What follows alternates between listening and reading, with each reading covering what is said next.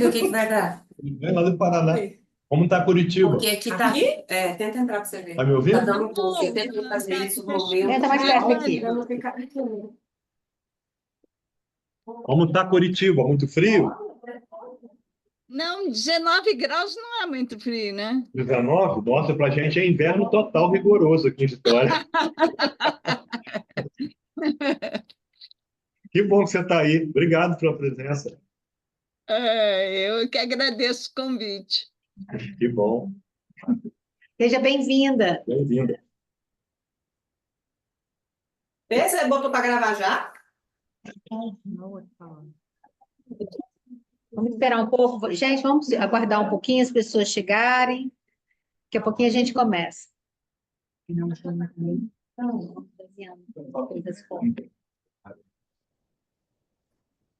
Mas eu não quis adiar. Nossa, é melhor. Ela tem que estar aqui. Dezembro já começa a falar.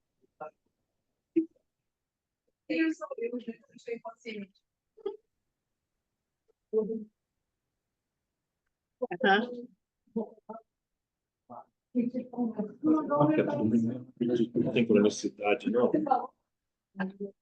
Eu acho. Às vezes o universo conspira, né? Tem esses negócios, eu tenho umas dúvidas. Voltado ao diabo. Olha, a gente não canais não trabalha dessa forma, mas às vezes parece que o universo conspira mesmo. Eu acho que sim, talvez coincidência também. É. O que você uma raça que já resta. Que é se for. Tinha um certo. A Cecília também respondeu. Tinha essa Marcela Serrano também na apresentação. Tem a própria aqui, cara. Então, assim, eram várias pessoas que, como se a gente tinha um objetivo.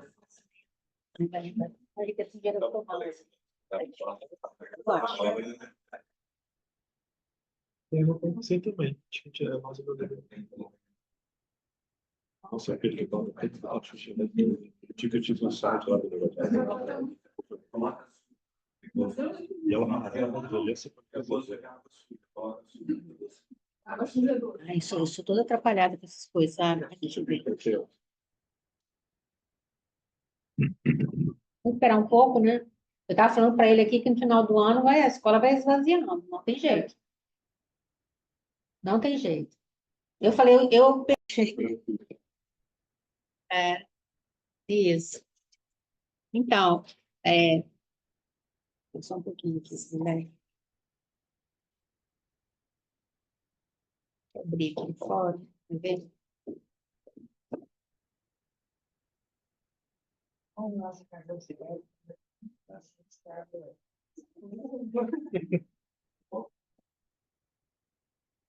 boa tarde a todos. Então, vamos começar o Fórum Clínico de hoje. Bom, primeiro eu gostaria de falar brevemente sobre o Fórum Clínico, porque tem pessoas que nunca participaram, né, que estão aí assistindo conosco, participando online. Aqui temos alguns colegas, né, presencial.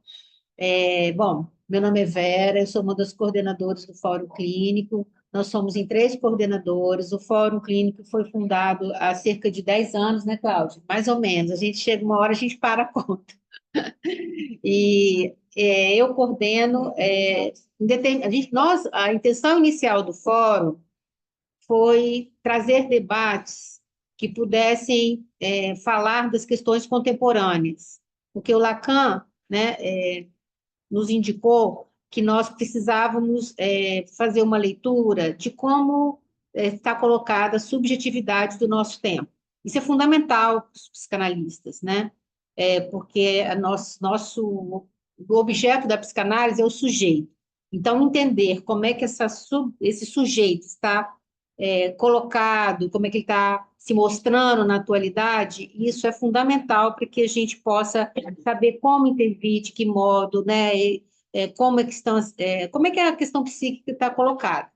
Então, isso é fundamental. Então, nós resolvemos, a partir dessa questão, trazer questões que dizem respeito à clínica da infância e da adolescência, né, e depois nós ampliamos também, mas incluindo aí também a questão do direito de família, nós começamos inicialmente de um modo e nesse período todo nós fomos nos modificando também.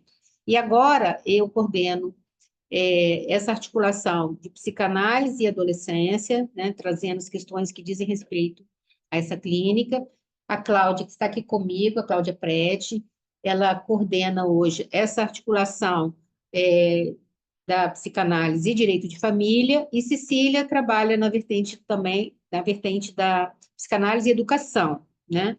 E também discutindo a questão da inclusão. É um outro tema que também ela trabalha no fórum. E, assim, a ideia é poder fazer do fórum um fórum mesmo, né? Nós convidamos sempre pessoas de outros campos de saber, que possam trazer elaborações e questões do campo de saber, né? Ou do fazer, né? Do trabalho, né? Para reflexão conosco, trazendo essa clínica, digamos, do social, né? Essa clínica que comparece, esse sujeito que comparece nesses mais diversos espaços, como, por exemplo, hoje o Cineberg está aqui, já vou apresentá-lo, assim, de como que as pessoas que trabalham nesses campos, eles podem trazer reflexões, questionamentos sobre o que se passa no seu universo de saber ou no campo de trabalho, no campo do fazer, né? E por quê? Justamente para que a gente possa recolher dessas experiências, né, os significantes, e poder ler como é que esse sujeito está situado no mundo, né, a partir dessas inserções do campo social. E também a gente, né, espera que a gente possa também contribuir com os outros campos de saber, que essa indicação foi do Freud, que Freud dizia que ele, bem mais velho, tardiamente, ele descobre que talvez a importância da psicanálise seja maior no mundo mais do que a sua ação terapêutica, que até então já tinha sido comprovada, mas que de poder verificar a importância da psicanálise estabelecer essas conexões com outros campos de saber, né? Introduzir o discurso analítico no mundo. Então, em função disso, nós construímos e temos construído até então o Fórum Clínico. E hoje, Cláudia, você quer falar alguma coisa? Não, pode sim. E aí, hoje nós temos um convidado. Nossos convidados são sempre muito bacanas e muito interessantes, né? Cada um com sua singularidade, né? E hoje nós temos um convidado mais que especial aqui conosco, que é o Sindenberg Rodrigues. Eu vou ler para vocês aqui o currículo dele, que é vasto. Eu pedi para ele diminuir, né, Sindenberg? O Sindenberg Rodrigues, ele é ex-executivo de sustentabilidade e responsabilidade corporativa da ArcelorMittal Brasil. Ele é mestre em Ciências Sociais pela PUC de São Paulo, o MBA em Gestão pela FGV do Rio de Janeiro e autor de 4 livros sobre gestão e sustentabilidade.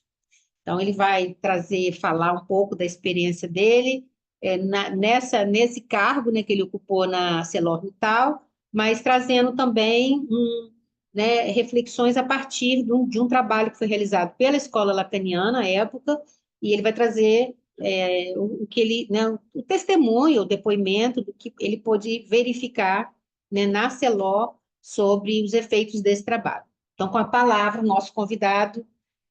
Muito obrigada por ter aceito o convite. É uma honra para a gente estar aqui com ele. Ele é um profissional incrível, um ser humano também incrível. Só tenho que agradecer a sua presença. Vocês estão ouvindo, gente? Eu não sei se eu tenho que falar, a voz é meio... Você tem que chegar para cá. Vamos trocar de lugar aqui. Não, a gente troca de lugar. Porque da época. Com a água, que já tem segredo demais para descobrir.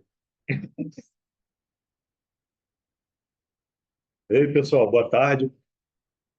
É um prazer muito grande estar aqui na escola. Você deve estar se perguntando assim, o que é que um executivo corporativo está fazendo aqui, né? Mas eu sou aquele executivo que me meto em tudo. Aliás, eu queria falar de uma característica desse projeto. Eu estava falando com a Vera. Eu acho que houve uma sincronicidade, para falar do Jung aqui, para fazer um pouco de frente para o Lacan, que aqui o Lacan dominou tudo, né? Eu acho que houve uma coincidência, no mínimo, de pessoas em posições específicas eu vou usar a palavra estratégica sem muito gostar, para que isso acontecesse dessa forma, né? Por exemplo, a doutora Janete é uma juíza que não se limita ao gabinete. Uhum. Ah, tá, vou falar do projeto. Então, esse projeto é um projeto que visava trabalhar a cabeça, né, o bem-estar dos funcionários do Instituto de Atendimento Socioeducativo do Espírito Santo, que é uma entidade aqui que cuida das internações de menores em conflito com a lei. E face ao volume, abrangência, dinamismo, né, e a complexidade dessa questão do jovem infrator, o desgaste desses profissionais é muito alto. E a gente precisava cuidar um pouco deles. Falando nisso, Vera, eu queria dar os parabéns para vocês, porque, assim, como executivo, dificilmente a gente vê alguém olhar para os esquecidos da sociedade. E não só dos meninos, né? De quem cuida dos meninos. Porque os meninos, o bom cuidado dos meninos vai ser produto do bem-estar de quem cuida. Então, se essas pessoas não estão, sei lá, realizadas pessoalmente, não estão equilibradas, não estão conseguindo separar elas como sujeito do objeto do trabalho delas ali, acaba levando para casa através da sensação de super-homem, de resolver tudo, uma carga pesada subjetiva.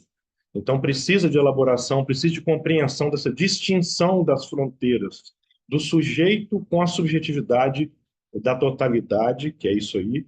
Então, essas relações do múltiplo com o uno causam muita aresta nas personalidades, e os inconscientes, às vezes, ficam tão revoltos e tão incompreensíveis para o próprio dono dele, que acaba refletindo no trato com as pessoas. Isso vai desde o menor internado, o empregado, vou falar um pouco dessa parte aqui da empresa. Então, esse olhar da escola para dentro de uma instituição aparentemente esquecida, porque nós estamos também vivendo um fenômeno, né?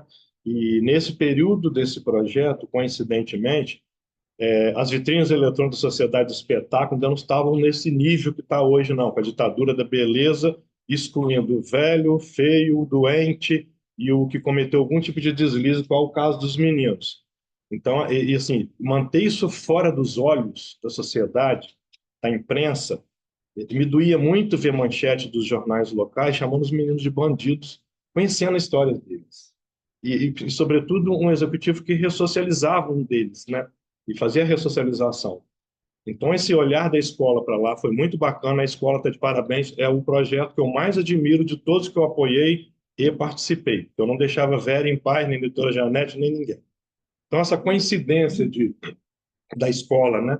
Ter pessoas que iam a campo, eu falo mais a Vera porque ela era minha interlocução, mas eu sei que tem outras pessoas aqui, tem a própria Cecília também que participava. A doutora Janete era uma juíza diferente, a Silvana Galina era uma diretora-presidente diferente, que buscava saberes, inclusive submeteu ao curso, né, Vera, para poder aprender junto com a equipe dela. E a gente percebeu que o presidente da empresa compreendia a nossa intenção de ir até o IAS, de compreender a necessidade de se fazer isso. E foi a partir dessa profusão de saberes psicanalítico, jurídico, empresarial, né, de sócio-internação, ressocialização, que a gente conseguiu dar um trato para essa questão social, que ela tem várias vertentes, mas ela é uma só. Então, a gente não pode deixar de entender que a internação pode ter a ver com a desestruturação familiar, com a evasão escolar, com a falta de sustentação econômica dos pais, e a gente está num tecido social, a gente coabita um tecido social nas instituições em rede. Um dos projetos chamava Tecendo a Rede, sendo do verbo ser. Então, assim, como é que a gente ressignificava toda essa questão das relações? Até porque a gente tem que pensar assim, como empresa, como eu pensava, como executivo. Além de eu ganhar um salário para ser executivo de responsabilidade social e comunicação, e isso gerava reputação para a empresa, com licença para operação, expansão e frutificação da empresa, a gente tem uma obrigação como ente social por excelência que a gente é.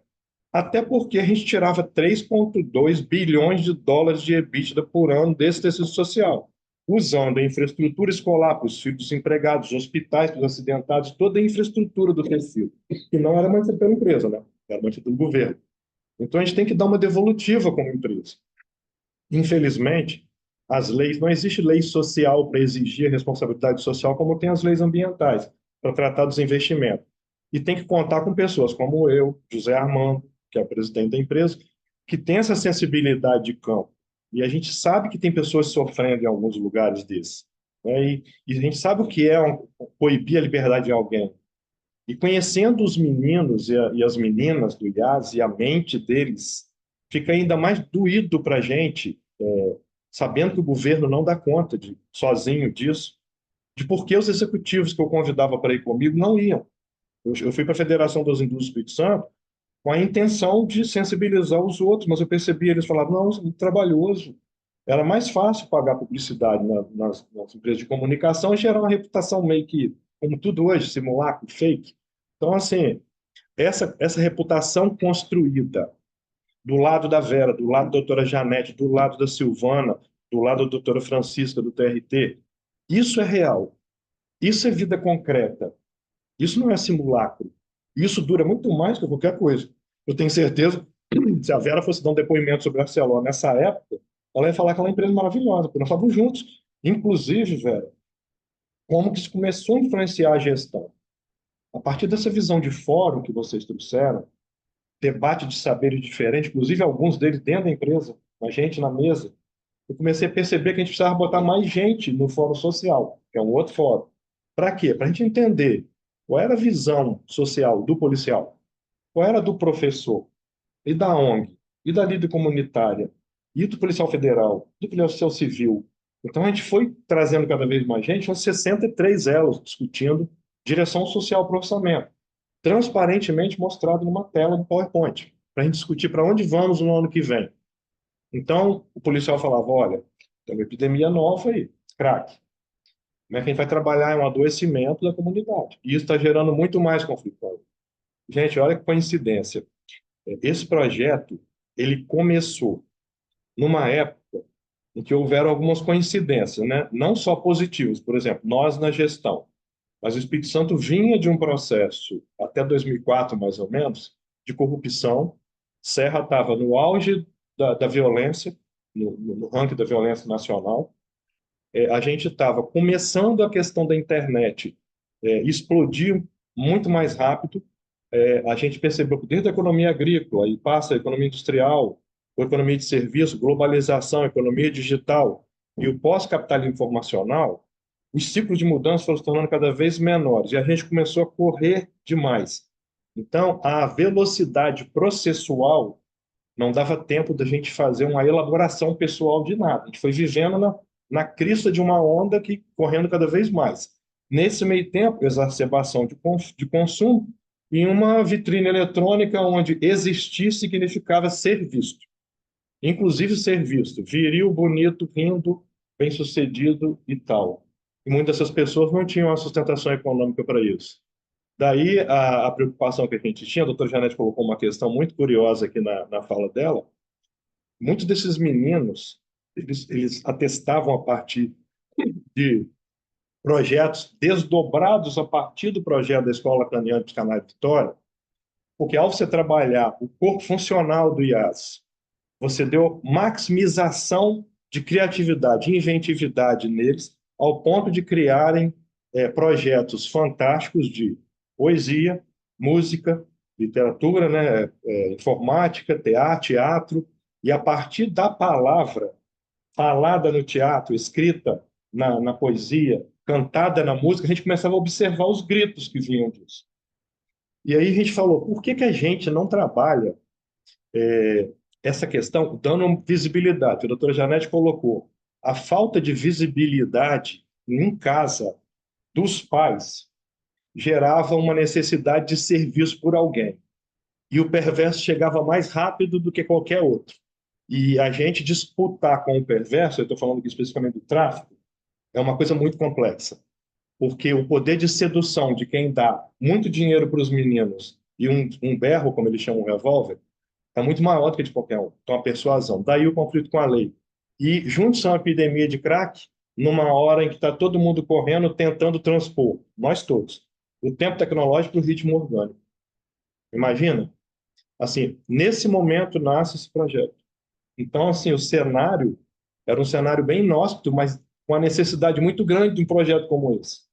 E ele veio coroar um momento da gente dar uma parada até a gente mesmo, para a gente repensar toda essa loucura, né? Estamos correndo para quê? Tecnologia é ritmo, né? Valores rumo. Nós estamos correndo muito sem saber onde a gente quer chegar, né? E como é que a gente está se pensando? Então a gente foi, eu estou seguindo aqui, gente, que eu sou professor, então eu tenho plano de aula. A ideia, eu estou ouvindo, inclusive, uma aula na MSC para psiquiatra, que é um negócio desafiador, né, velho? Então, a ideia é responder essas questões assim: o que foi feito, né? Por que foi feito? Qual a necessidade de fazer? Como foi feito? E para que finalidade? Eu vou particularizar daqui para frente a minha ótica, que é empresarial, para vocês entenderem aonde a psicanálise em extensão pode chegar positivamente. A gente precisava trazer uma questão de ampliação de visão para a empresa. E o modelo, olha que curioso, o modelo predominante na visão empresarial na época é um modelo chamado Triple Bottom Line. É um tripé econômico, ambiental e social sustentando lucro. Pensa bem. Isso era a visão do desenvolvimento sustentável. Olha que curioso. Econômico, ambiental e social sustentando lucro. A gente ficava, poxa, mas e as questões culturais, antropológicas, identitárias, referenciais, políticas, né, pessoais, né, éticas, estéticas, onde que entra nisso aqui? Não era intuitivo o modelo. Então a gente ficou meio desesperado, querendo entender assim, como é que a gente ia trabalhar essa corrida do tempo tecnológico contra o ritmo orgânico, e as pessoas com pouco tempo para comer, para refletir. Imagina para se autoconhecer. Imagina se falar em autoconhecimento numa hora que está todo mundo correndo atrás de custo e lucro, é o caso do capitalismo, né? Então a gente precisava de um espaço. O que aconteceu? Tinha esse modelo, né? O triple bottom line. Eu era analista de sistema, trabalhava na área de sistemas. O presidente da empresa, ele de alguma forma ele lia os artigos que eu escrevi e me pediu um prefácio para um catálogo de arte que ele fez. Quando ele leu o prefácio, que ele viu um quilate humano muito forte, eu falo muito do Zé Armando no artigo. Gente, quem quiser depois ver detalhe, com 50 páginas escritas, com foto, vídeo, inclusive tem Vera, doutora Janete. Descobri hoje, Eu botei fato, dado, ciência e tecnologia. Tem depoimento, tá tudo lá para ninguém falar assim, não, ele inventou um artigo é autoral, ele não é técnico. Quem quiser ver, vou passar o link depois para a Vera, distribuir para vocês. Vocês vão lendo aos pouquinhos, não deixem de ler. Até para vocês verem um campo da psicanálise pouquíssimo explorado, e que na época fizemos meio que empírico. A Vera nem sabe, né? Um experimentalismo corporativo da psicanálise. Deu certo, tá? Podia ter dado um desinferno aqui lá, mas não deu tudo certo. Então, o que a gente precisava? Como é que a gente ia trazer para dentro da empresa uma visão tão profunda como a psicanálise, se o modelo de gestão ele é muito focado em econômico, ambiental e social? Ficava nisso. Então, acidentalmente, nós começamos a procurar. Fomos na consultoria especializada, nada. Fomos de outras empresas, mesma coisa, todo mundo. Inclusive, as universidades estavam usando o modelo também de Londres. É um modelo de uma escola de negócio de Londres, ou seja, neoliberalismo total. O foco ali era só lucro. Então, a gente, depois de rodar, muita gente foi à UFES, e acidentalmente, no centro de vivência, enquanto a gente comia uma coxinha e tomava um suco, a gente conheceu um filósofo chamado Karl Franz Vandenberg. Ele perguntou se a gente era docente, cabelos brancos, né? Não pode ser aluno. Aí nós falamos por que estava lá e tal. Ele falou: engraçado, esse nome e sustentabilidade não era isso que se falava antigamente, não, mas em 1950 tem um modelo que tem isso. Eu tenho nem caso uma coisa mimeografada e tal. Acidentalmente fomos na casa dele e tudo que a gente esperava estava ali. Ele virou até um consultor nosso e muitas vezes não queria cobrar. Ele trouxe um modelo em que, ao invés de tripé, tinham dimensões: uma econômica, uma ambiental, uma social, parte uma política, uma cultural e uma interacional no meio, que era o sujeito em si. Aí nós entendemos aquilo tudo. Depois, como é que a gente ia trabalhar essa questão? A gente não era psicanalista, né? Psicólogo. Tinha psicanalista, tinha psicólogo na empresa, tem até uma psicóloga que era do Campo Significante, que é uma antiga escola de psicanálise, que era Tereza. A gente às vezes trocava ideia com ela assim, mas para o modelo de gestão precisava de uma ênfase no negócio. Então, assim, como é que a gente vai trabalhar essa questão? Porque esse modelo falava assim, ok, tem dimensões coletivas, econômica, ambiental, social, política, cultural e até espiritual no meio, mas existe a necessidade de trabalhar o sujeito individualmente. O modelo falava isso. Tinha que trabalhar o sujeito, porque o mesmo cara que pode criar a penicilina, ele também pode criar uma bomba e ser um terrorista. Então, o sujeito fazia toda a diferença para o desenvolvimento sustentável, né? Até porque pessoas mais performáticas vão mais longe, são mais produtivas e são mais inventivas e ajudam mais. E a gente não tinha muito um ponto de partida. Como é que a gente ia trabalhar essa questão? O que a gente ia falar de sujeito? Isso é óbvio, né? Um sujeito faz toda a diferença, mas como é que a gente vai trabalhar o cara? Aí, um dos desdobramentos do projeto da Escola Lacaniana, psicanálise, lá no presídio, foi varal de poesia, a escola de música, do teatro. Um dia, com detalhe, eu mostro para vocês assim, o que aconteceu nesse dia. Porque quando a doutora Janete e a Silvana colocaram nos dois últimos fóruns clínicos a questão da visibilidade do menino, da invisibilidade dele, daí a angústia de buscar alguém que não só os visse, mas também que os valorizasse, entre aspas, se é que o traficante valoriza alguém, né? Isso ficou muito claro. Aí aconteceu o lançamento do livro. Estou com um livro aqui, né? E do CD. E tem características muito inteligentes. Tantas músicas quanto o livro têm características muito interessantes. E aqui, né, os poemas em si têm conteúdos muito interessantes, reveladores, é a palavra. Inclusive, gente, na própria empresa, a área de recursos humanos perguntou assim, o que é a comunicação, minha área, né? Que está tocando essa questão do autoconhecimento? Se comunicação é comunicação. Nós falamos, mas Lacan não era linguista, né? Lacan falava para mexer com palavra. Quem é melhor para mexer com palavra que a comunicação? Né? Tomar conta. Então a gente defendia com isso, a gente tinha que estar no meio desse negócio, trabalhando. E a medicina do trabalho acabou transferindo a psicóloga lacaniana lá para a medicina, ela era dos recursos humanos. Então isso ajudou muito a gente mudar um pouco a visão da empresa. E no dia do lançamento desse livro, que também foi o lançamento do CD, que também foi o lançamento do curso de informática, da peça de teatro, que também foi reveladora, uma hora a gente conversa sobre elas, que elas falam por si, a partir do desdobramento do projeto de aprimoramento pessoal do time do IAS, foram todos os funcionários, né, Vera, desse projeto. Então, desdobraram nesses projetos. Culminou com esse varal de poesia. No dia que eu li uma poesia no varal de poesia, eu falei, gente, vamos fazer um livro. Aí arrumei um orçamento lá, fizemos um livro. E no dia que eu vi as músicas e a letra das músicas, vamos fazer um CD. E a Silvana, que é a pessoa que mais entende de ressocialização e sócio-internação que eu conheci na minha vida no Brasil e fora dele, ela teve a ideia de fazer uma culminância que é o lançamento dessas coisas todas. E aí nós estávamos lá, estava Deise Lemos, secretária de Cultura na época, doutora Janete, juiz da infância e adolescente, eu estava no meio, e os meninos estavam autografando. Tem inclusive as fotos do dia desse evento lá. Autografando o livro, né? E fazia as dedicatórias com o nome da gente, ou seja, eu sou um executivo, mas eu era conhecido dentro do IAS. Significa o seguinte: não é comum, não é comum uma psicanalista estar em campo, não é comum uma juíza da infância se preocupar tanto, não é comum a Silvana, a diretora do IAS, buscar tanto saber. Então, foi uma sincronicidade de pessoas com objetivos comuns. Agora, isso aqui é a ameixa do bolo para vocês entenderem o que mexeu com a minha cabeça. Nós estávamos na mesa do autógrafo, tá? Assim, eles estavam ali. Aí, daqui a pouco, passou a peça apresentou, acabou. A música tocou, acabou. Mas o livro não acabou, porque era autógrafo. Então, todo mundo ganhava o livro, tinha que autografar. E a imprensa foi lá filmar os meninos à contraluz. Visibilidade. Filmando os meninos.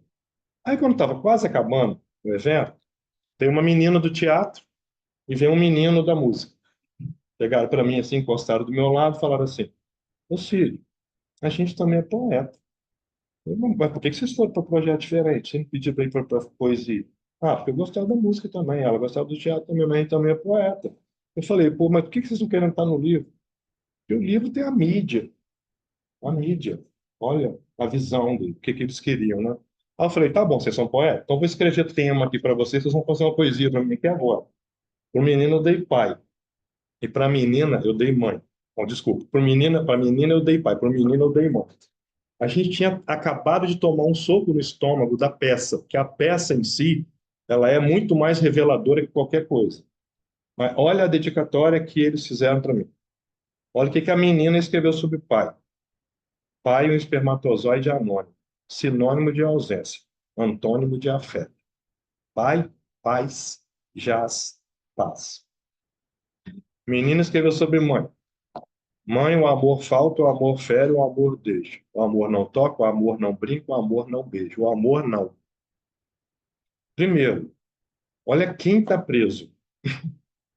Qual menino de escola privada escreve um poema profundo como esse? Segundo, por que está preso? A ausência de afeto e limite clara para a gente. E eu já tinha escutado isso de um major da Polícia Militar, do 6º Batalhão de Serra, Major Tomé. Ele falou assim, não procura a causa da violência escolar e da evasão na escola, não. Vai um pouco antes na família. E você observa por quê. Porque os pais normalmente são muito jovens, tiveram filhos sem planejamento, às vezes a mãe nem tem pai, muitos deles. Como é que você pode exigir que um pai não abandone intelectualmente o filho, como o doutor Janete canetava muitos pais por abandono intelectual? Como é que a gente pode trabalhar essa questão? Busca essa questão. E outra coisa, o traficante é muito mais herói do que o policial é o vilão. Então, vamos tentar ver metodologias que a gente possa aproximar o policial da escola e tentar ver uma sustentação econômica para as famílias. Foi a, foi a diretriz metodológica mais inteligente que eu vi, inclusive isso não veio de uma universidade, veio da boca de um major. Nós começamos a trabalhar essa questão de juntar a sustentação econômica da família através de economia criativa, economia solidária e também a questão dos policiais, tem um PROERD, que é um projeto que o policial brinca ludicamente com as escolas para eles conseguirem criar um vínculo com os meninos. E foi interessantíssimo, porque mais uma sincronicidade. Tem uma secretária de Educação de Serra que, no meio dessa confusão, olha a sincronicidade, trouxe uma metodologia indiana gratuita, ela precisava de dinheiro para publicar isso, fazer apostilas, chamada Educação em Valores Humanos. A gente acabou fazendo até curso disso aí, doutora Janete, a gente levou para o tribunal, para o Ministério Público, e no próprio IAS, né? Acho que a Silvana fez também. Então, ela falou a palavra-chave, ela chegou e falou assim, não, é um método de autoconhecimento para o aluno. Então, enquanto a gente estava gerando epicentro de desenvolvimento econômico nas comunidades, através de projetos, a gente estava trabalhando a questão do policial aproximando da escola, a gente implementou a metodologia em escolas de serra. Diga-se de passagem, a Márcia Lamas e a Claudiné Fiorano, que é a pedagoga-chefe da época, estão de parabéns por ter feito isso. Porque ao centrar o aluno na chegada à escola, violência zerou.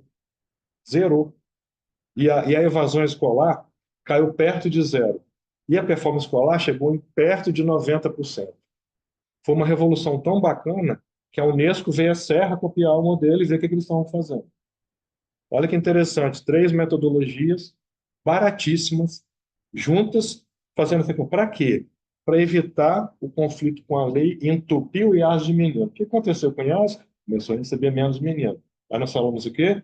Não vão só tentar tirar de lá e trazer de volta na ressocialização. Vão tentar não deixar prender. Vamos trabalhar externo. Gente, se eu tivesse tido o apoio de outras empresas, sendo muito claro, franco, até um pouco autêntico demais, a gente teria ido muito mais longe. Como a doutora Janete e Silvana colocaram, não foi um projeto perfeito, não foi um projeto exaustivo que se resolveu por si só e acabou, até porque com a própria condição humana é uma eterna construção, mas, cara, com modéstia, muita parte, velho, nós somos foda. Porque, assim, foi um negócio muito bem feito, cara. E, assim, porque nós queríamos, né? Vamos pensar assim, né? O nosso desejo era real. E nós colocamos todo o nosso potencial naquilo. Gente, eu estava falando isso para a Vera no início. Logo no começo desse projeto, eu perdi meu pai num acidente, depois perdi minha irmã. Num período muito curto, eu perdi 4 pessoas da minha família, muito próximo. Eu desenvolvi uma depressão, assim, um processo depressivo. E o presidente da empresa ele era muito observador. Isso era um outro diferencial. Ter um presidente no topo de uma hierarquia que concorda com essas coisas todas e viabiliza os orçamentos, inclusive, de vez em quando, extra-orçamento. Ó, tô querendo fazer um livro, mas não está no orçamento. Isso, não, pode fazer. Tô querendo fazer um CD, uma fábrica de bloco. Preciso fazer uma escola de música. Manda comprar os instrumentos e levar lá dentro do IAS e deixar lá para o resto da vida. Foi o que nós fizemos. Botar um porta-mala do carro, os instrumentos e levar. Então, o presidente também tinha uma sensibilidade social e uma vontade de ver esse tecido florescendo. E ele tinha tanto amor pelas crianças que a filha do empregado ele levou uma carta e ele parava em reunião de diretoria para receber a menina. Então, assim, foi uma confluência de pessoas com desejos de fazer, com disposição para aprender, que a gente aprendia todo dia. É a Vera tentando entender gestão, eu tentando entender psicanálise, doutor Janete tentando, a gente tentando entender direito. Ou seja, a gente ficava buscando forma da gente evoluir nessa coisa tão complexa que foi isso tudo. E aí, no dia que eu vi isso aqui, essa poesia aqui, eu botei a doutora Janete quase doida. Eu me levei ela no Madeiro para a gente comer um sanduíche, nós dois nem comemos. Que a gente ficou, como é que a gente vai trabalhar esse negócio? Um dia ela estava no plantão no TJ, eu fui lá atrás dela e falei, doutora Janete, a gente precisa dar um jeito de não deixar prender esses meninos, porque a Silvana vai ficar louca lá com a quantidade. E, coincidentemente, o governo que entrou, que é o Paulo Artung, né, ele teve uma ideia muito bacana. Ele criou o Centro Socioeducativo. Ele começou a reformar as unidades do IAS, e isso ajudou muito, porque metodologicamente não adiantava muito a gente ir muito longe se estruturalmente a Casa de Sócio-Internação não estava receptiva mais de conforto para os meninos e tal. Isso foi realmente fantástico. Quando entrou a metodologia do modelo pedagógico, eu acho que foi assim a mexa do bolo, que aquilo tudo começou a florescer. E foi a melhor fase do Espírito Santo. Então, nós viemos de um processo do recorte histórico de muita corrupção, serra no topo da hierarquia da violência, e a gente foi chegando no ideal, a partir dessas metodologias todas. Quando eu vi isso aqui, de que eu lembrei? Do processo corporativo, né? Dentro de empresas são pessoas também. Muitas delas vêm de comunidades, né? Muitas vezes o gerente é promovido por habilidade técnica. E aí você tem, às vezes, estacionamento numa infância sofrida, trauma, etc., que vocês sabem melhor que eu isso, e isso reflete na gestão. Então, quando a gente olha essa ausência de afeto e limite claramente no IAS, nesse casal, a gente percebe que isso é comum a qualquer ser humano, inclusive um líder. Então, daí uma infelicidade reproduzida em cadeia a partir de uma pessoa para com a sua equipe. Fora, gente, comportamento psicopático e fora psicopatas em si. Eu conheci alguns no mundo corporativo, né? Dentro e fora da minha empresa. Homens e mulheres. E é muito difícil para quem lida com esse tipo de estrutura mental pelo grau de sofrimento impresso. Principalmente se uma pessoa se confronta com o psicopata. É muito visível. Nos últimos anos de trabalho, eu vi muito de perto e eu tentei ajudar, porque a gente percebe, a gente começa a ter contato, por isso que é importante, Vera, o saber psicanalítico sair da academia, sair da escola, quer seja por um artigo que chega aos executivos, como o Olhar de Pai, que eu te falei, que é importante a gente distribuir esses conteúdos, comutar conteúdos, para levar uma linguagem simples, como a nossa, que não somos iniciados em psicanálise, e eu também me submeti a psicanálise. Então, assim, a gente sabe dos percalços de um processo de autoconhecimento, a dor que algumas vezes vem, né? Mas a gente sabe também do que a gente se torna. Muitas das minhas melhores habilidades vieram depois do processo psicanalítico. E eu agradeço ao contato Caligares isso. E para não dizer que a sincronicidade parou, o filho do contado, a gente conversa de vez em quando, e hoje ele pediu para eu colocar um case meu lá da análise no prêmio Jabuti, porque o livro do contado, o sentido da vida, está ganhando Jabuti, ele vai lá receber, ele quer falar, posso usar? Eu falei, pode, Max, bota. Então, assim, olha a sincronicidade, não é muita sincronicidade com um negócio só. Então, eu falei, Vera, a gente tem que dar uma olhada para o universo também. Eu sei que na psicanálise o contato falava assim comigo, você é esotérico. Eu falo esotérico. Então, gente, é muito importante trazer essa questão. Por quê? Quando a gente começou a perceber isso, eu falei, bom, como é que a gente vai trabalhar, então, aquele modelo do holandês da UFES, que traz o sujeito no centro do modelo de gestão? A gente precisa explorar melhor isso. Como é que a gente trabalha quem está no meio? Você não pode chegar numa equipe e falar assim, ó, você vai fazer psicanálise lacaniana, ainda que é mais afiada a partir de agora, se o sujeito não quiser, né? Quando eu voltei da primeira consulta com o Constantado, eu conversei com o presidente da empresa, que é o José Armando, esse que a gente fala muito dele aqui. E eu falei, Armando, eu achei essa terapia muito invasiva, porque assim, eu estou num processo depressivo, achei ele invasivo. Mas, Armando, não seja, a psicanálise não é invasiva, ela é. Você tem que se desnudar diante de uma pessoa para você poder entender o seu próprio processo. Eu não tinha muito contato com isso, né? E acabou que eu voltei para o contato e terminei o processo. Mas foi bacana, porque tendo a experiência é mais fácil para eu falar para os meus pares. E aí, no dia que eu passei o texto da Vera, olha que bacana, uma analista de uma escola faz um texto, vai numa mesa redonda, conversa, fala sobre alguma coisa, eu peço o texto, fala, tem que mandar o outro, você não mandou para mim hoje. Você falou ali que você ia mandar. Eu distribuí o texto para os gerentes. De 130 e poucos, 30 e poucos responderam. Ó, gostei, me senti, eu me vi no texto. O outro, eu vi meu pai, eu vi meu avô. Esses que se identificaram, eu falei, esses vão ser minhas vítimas prediletas para começar o processo de autoconhecimento, porque são receptivos ao subjetivo. Então, peguei um deles, levei no IAS. Daí que nasceu a fábrica de blocos lá dentro, que ele era da área de utilidade da empresa. E ele chegou lá, quando ele viu os meninos, ele falou assim: você tinha uma ideia assim, de presídio, menino com aquelas roupas listradas, com a bola. Chegou lá, aqueles meninos de sandália colorida, roupa e tal. Ele ficou tão encantado assim. Ele foi muito importante para o processo de difusão da psicanálise e da terapia. E como foi o modus operandi disso? Berta, anota ou parar já? Pode ir um pouco. Posso? Mas aí eu queria, assim, se você puder falar um pouco mais de como você verifica, falar desses efeitos dentro da empresa. Uhum, isso, vou falar porque como é que eu estou falando assim, o que nós fizemos, né? Como é que foi o processo? Então foi assim, naturalmente não foi uma coisa que eu construí, né? Foi uma coisa construída por muitas pessoas, né? Teve o aval de uma pessoa do alto, porque o modelo de gestão mudou radicalmente a maneira de ver, quando incluiu cultura.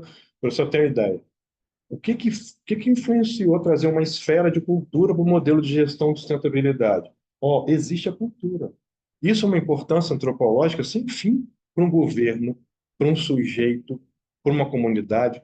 Então, uma planta transnacional não pode se instalar no local sem entender o modus operandi daquela cultura. Então, nós temos o Congo aqui, nós temos o que é ser capixaba, tem os ícones da música, Maurício de Oliveira, violonista, Esther Mas, de Aziz, Natécia Lopes, cantora lírica.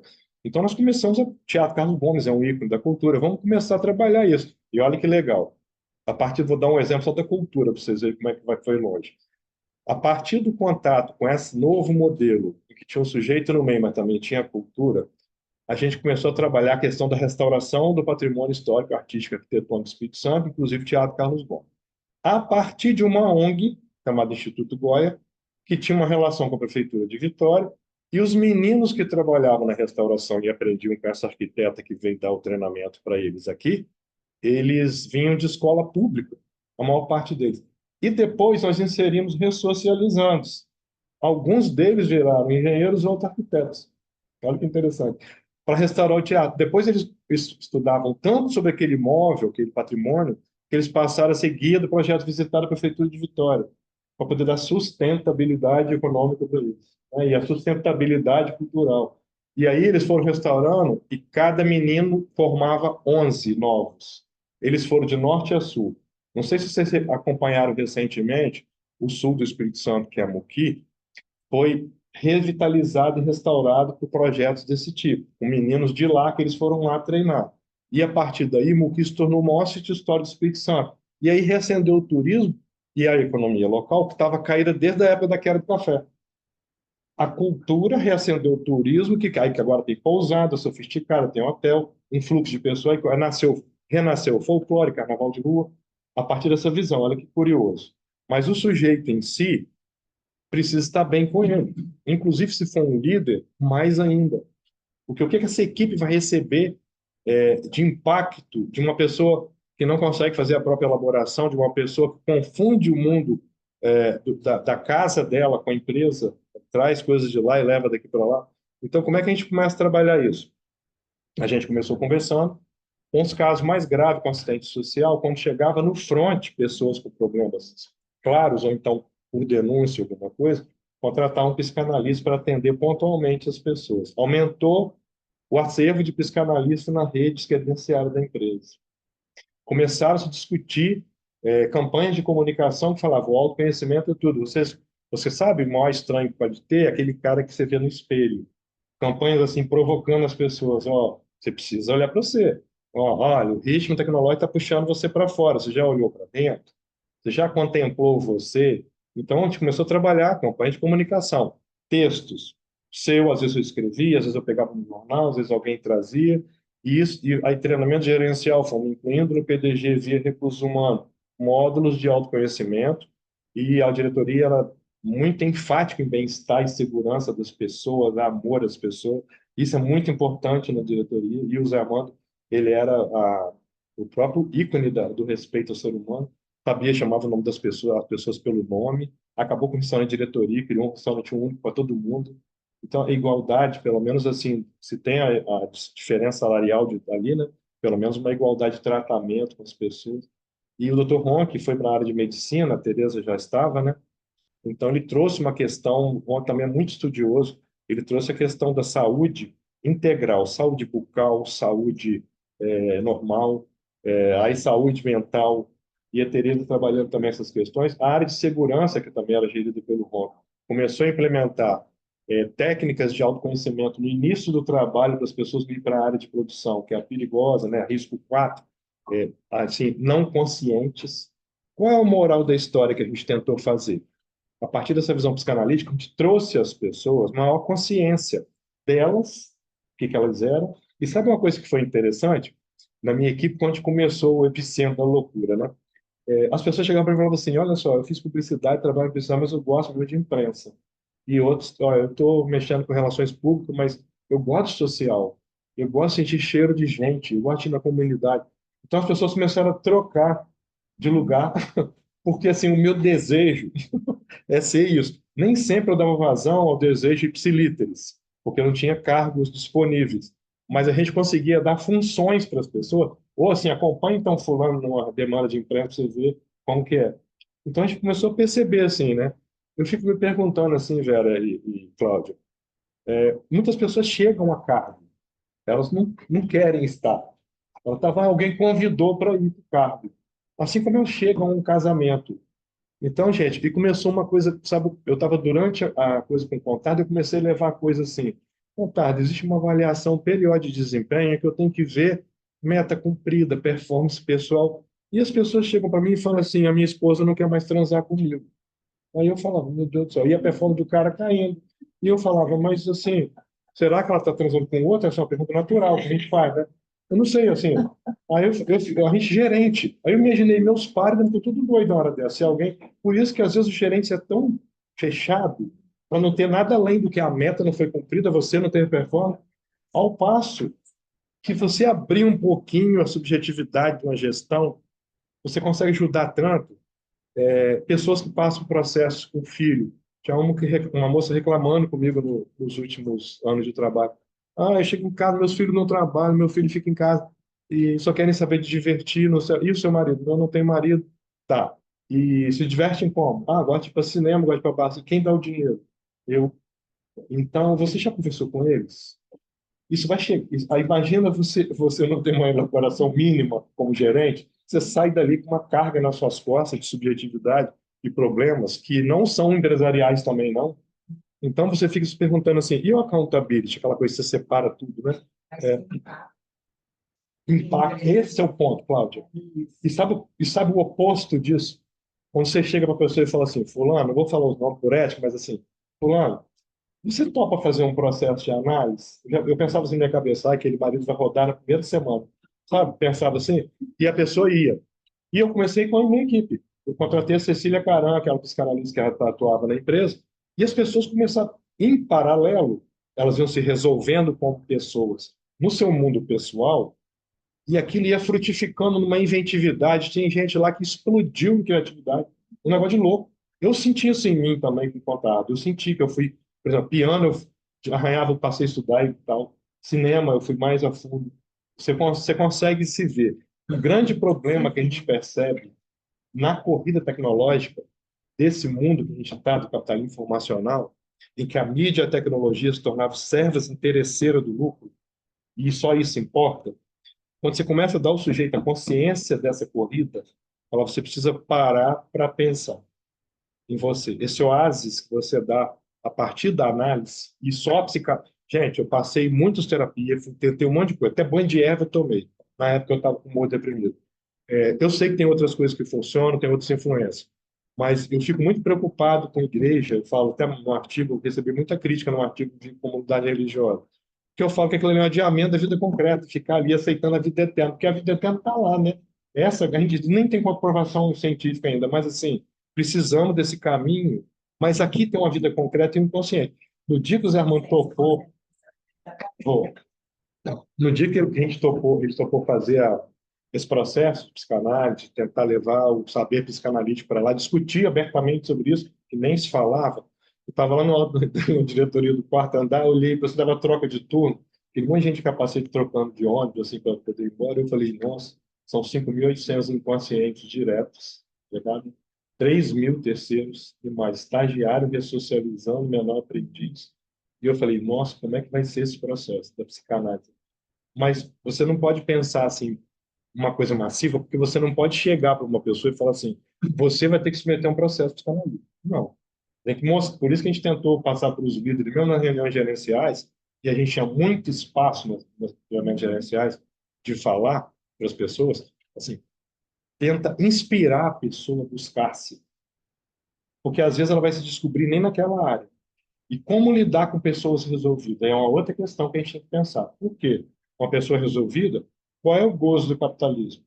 Lucro, né? Qual é a pulsão do capitalismo? Acumulação. Você está a serviço daquilo ali. Você assina um contrato de trabalho para isso. Aí você tem que estar de acordo com aquilo. Na medida que você se confunde com aquilo, é que é o problema.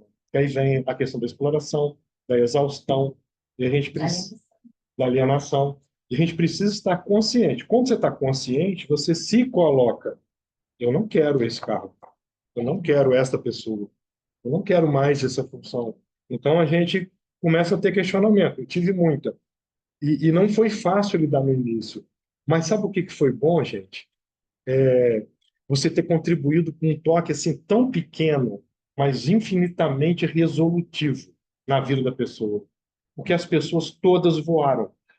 As pessoas submeteram a isso. Como a doutora Janete sabiamente colocou, mesmo esse projeto dentro da empresa não foi exaustivo todo mundo, não foi massivo, mas as pessoas que foram, e é uma pena que não tenha continuado, se é que não continuou, porque a gente observou pessoas mais críticas, mas incomparavelmente mais satisfeitas e mais produtivas e inventivas.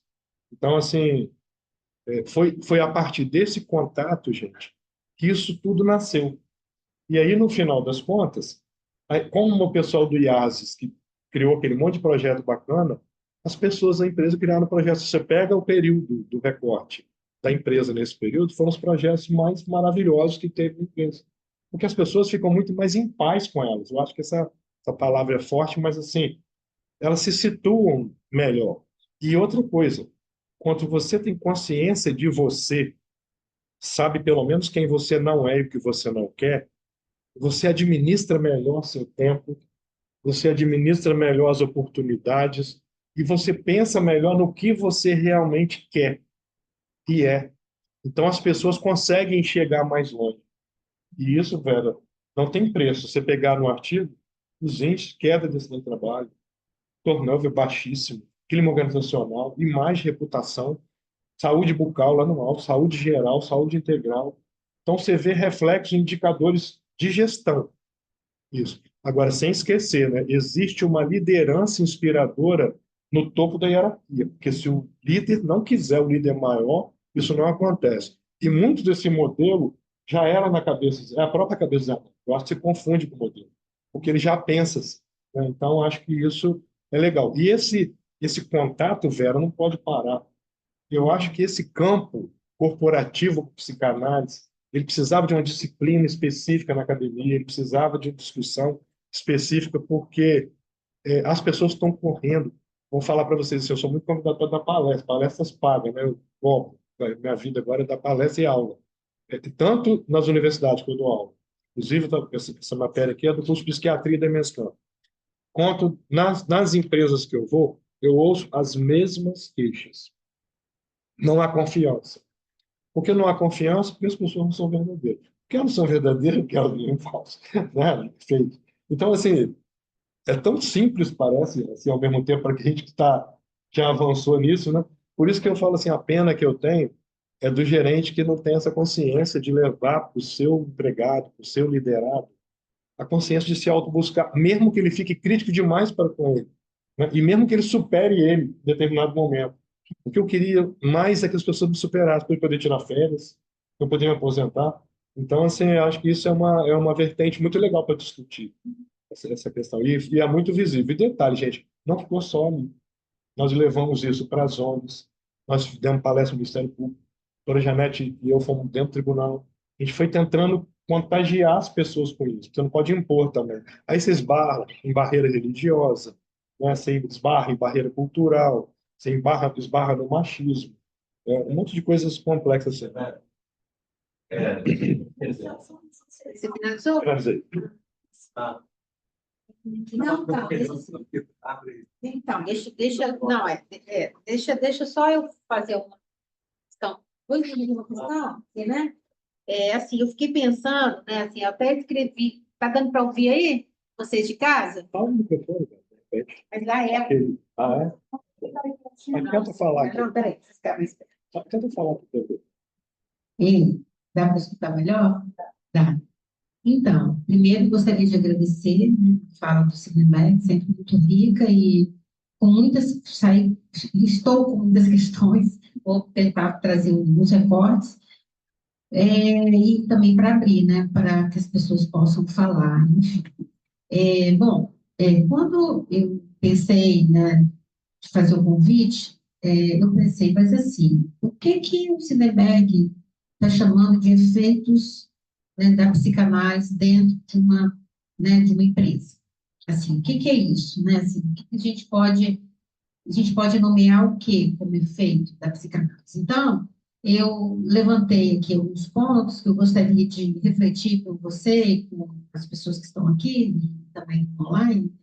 Assim, uma coisa que me chamou a atenção, assim, primeiro que qual a relação da adolescência, né, na verdade, com a psicanálise e a empresa. E você trouxe um ponto o tempo todo na sua fala, que é a questão do serviço. O adolescente busca serviço. Você estava dizendo em referência aos adolescentes que estão internados no Instituto Socioeducativo, e a gente pode também verificar isso, aqueles adolescentes que estão envolvidos em conflito com a lei, em outras instâncias que não somente o Instituto Socioeducativo. E aí, o que será, assim, por que ele precisa ser visto? Do ponto de vista, né, de pensar nessa etapa da vida, da adolescência, qual a importância de ser visto para a estruturação psíquica de um adolescente? Essa é a primeira questão que me ocorreu, e aí, assim, durante sua fala, eu fiquei pensando, né, uma questão para dividir com vocês, se não tem a ver com o ser visto do ponto de vista subjetivo. Por quê? Porque na adolescência é o momento em que você sai daquela posição infantil, você não é mais criança, ou seja, você não está mais na dimensão. É claro que uma criança, quando ela tem um olhar subjetivo dos pais, ela vai se construindo desde sempre, né? Mas se há alguma dificuldade aí, né, assim, essa adolescência, ela passa a ser muito importante nessa busca desse olhar que muitas vezes, como você acabou de ler aí nas duas poesias, e que muitas vezes você vai tentar, nessa etapa ainda, constitui essa posição subjetiva, buscar esse olhar, né, e ser visto, não somente, mas assim, na verdade, que eu acho que ele busca ser olhado, né, mais do que ser visto, porque o ser visto tem a ver só com essa coisa do ver. Eu acho que ele busca o olhar. Isso me ocorreu pensando no que você trouxe. E aí, porque o Freud ele fala sobre isso, ele fala que a etapa da adolescência é a etapa do fechamento, digamos assim, de uma etapa de constituição subjetiva, porque você sai daquela posição, né, de objeto, que você fica de forma muito mais destacada na infância, né, que não haja sujeito, como eu falei, e mesmo aqueles que tiveram na infância um olhar subjetivo, nessa etapa da vida, ele precisa dessa confirmação do outro, que é desse mundo, desse terceiro, né, do outro sexo, que é outro sexo no sentido não ele, o outro, ele precisa dessa confirmação. Então, isso é muito importante, né, na constituição psíquica do ser humano. Então, a etapa da adolescência, ela é estruturante. Por isso que é tão importante quando nós trabalhamos com os profissionais do Instituto Socioeducativo e da Rede de Proteção da Infância e da Adolescência, nós trabalhamos muito isso com eles, porque muitos tinham uma ideia de que o menino, pau que nasce torto, morre tudo, eles falavam para a gente. Então, ou seja, É como se fosse uma questão biológica, determinada a partir né, dessa condição. Ai, gente, está aqui falando, tenho dificuldade de concentrar. Então, desculpa, mas é porque eu me disperso. É meu lado masculino, vocês estão me conhecendo agora.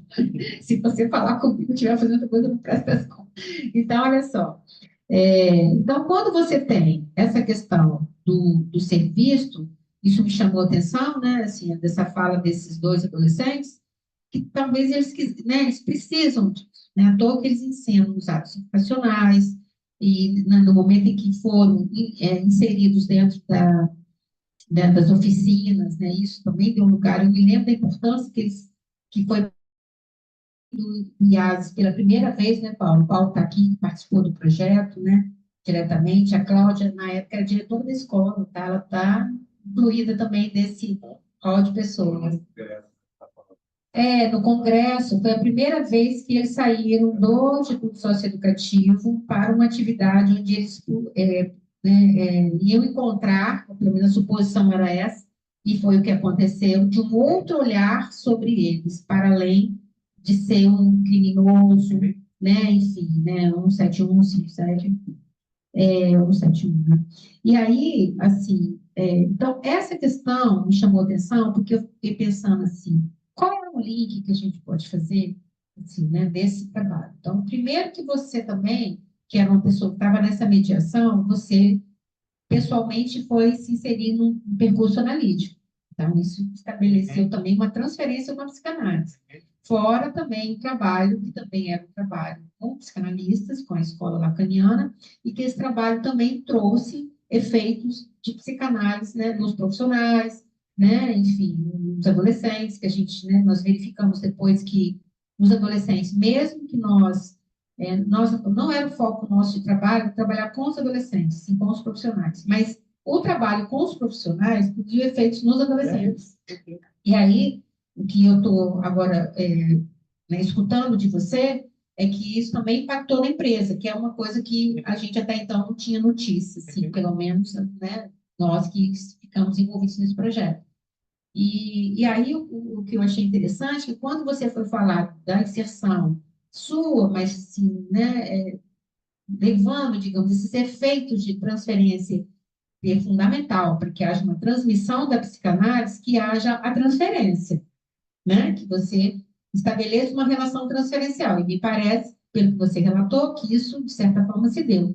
E aí, a questão que fiquei pensando, assim, se esse efeito, né, dessa transferência, que se fez transmissão em você, também não reverberou na empresa. E olha o que você falou. Você falou justamente de ter um olhar, né, também diferenciado, singularizando os funcionários. Não é isso? Quer dizer, esse ponto, quer dizer, é um olhar, não só um ver, é um olhar de aposta de que um sujeito poderá vir daí. Não que você vai estar numa situação analítica, correto? Mas a psicanálise, ela tem efeito de transmissão para além do set analítico, que é o que a gente nomeia psicanálise de extensão, que seria esse trabalho que foi feito pelo que você está dizendo, está dando depoimento, mas também a gente tem que lembrar, tem uns colegas aqui, que a psicanálise de extensão não é só o trabalho no local, fora do set analítico.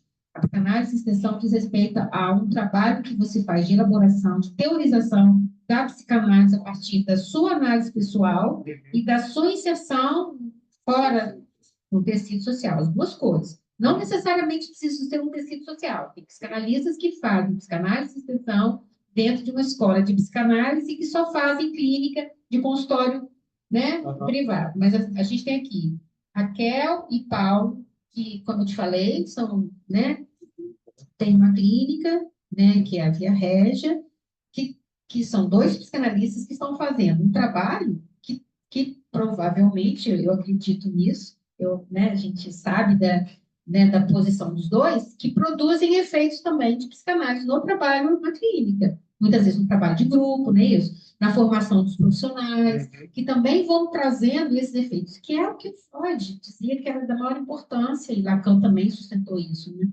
Então, assim, essa psicanálise de extensão, só para situar, assim, ela tem a ver com esse trabalho no local, né, no social, digamos assim, na polis, né, na polis, mas não necessariamente. Você pode, né, a gente entende também essa extensão nessa outra dimensão que eu falei. E aí eu fiquei pensando, assim, que coisa, né, assim, para onde a coisa vai, né? Porque quando a gente estava fazendo esse trabalho, nosso objetivo, nosso propósito era trabalhar com produzindo efeitos nos adolescentes, né? Que pudessem, né, assim, de ter um trabalho de aposta, de um olhar que pudesse, né, trabalhar nessa visada do sujeito, que é o objeto da psicanálise, o sujeito é o objeto da psicanálise. Então, assim, era esse propósito. E aí, quando você traz esse relato, isso é muito interessante, eu acho que a gente precisa, inclusive, teorizar sobre isso, porque, assim, né, a gente não tem uma teorização sobre isso, da correção, de um efeito de um trabalho, como é que a gente pode... como é que a gente pode tentar falar sobre isso de uma forma, tentar teorizar, que é esse o objetivo do fórum, né, Cláudia? Que é poder recolher dessas experiências, né, cada um no seu universo, no seu campo de trabalho, sua inserção social, e a gente possa teorizar sobre isso a partir, né, das nossas singularidades, da nossa subjetividade, e a partir também dessa elaboração com os significantes da psicanálise, né, recolhendo esses pontos, isso que você está chamando aí, de serviço, da singularidade, que você falou dos funcionários, né, que é apostar nesse efeito de sujeito, a gente pode dizer assim, efeito de sujeito, que são efeito de sujeito, eles são efeitos transitórios, né? Não é uma coisa que o sujeito ele não é uma coisa apreensível, substancial, mas eles são efeitos, e que possam, inclusive, repercutir, como o Cláudia bem lembrou, na produção, na qualidade do trabalho, na forma que o sujeito possa ali deixar uma marca própria. Mesmo que a gente saiba que tem uma objetividade, uma racionalidade no campo empresarial, você tem como, dentro desse campo, tentar introduzir deixar o sujeito deixar uma marca dele, a marca da sua singularidade, que eu acho que é o que você está trazendo. Eu não sei se você concorda com isso, mas aí eu queria, assim, né, perguntar a você, assim, né, para além do que você já trouxe de depoimento, né, que foi riquíssima experiência, da constatação do crescimento dos profissionais, assim, né, o que você pode falar para a gente dos impasses na realização desse trabalho, das dificuldades? Eu gostaria de escutar isso, assim. Então vai. Não vou falar muito, não, o Paulo também quer falar.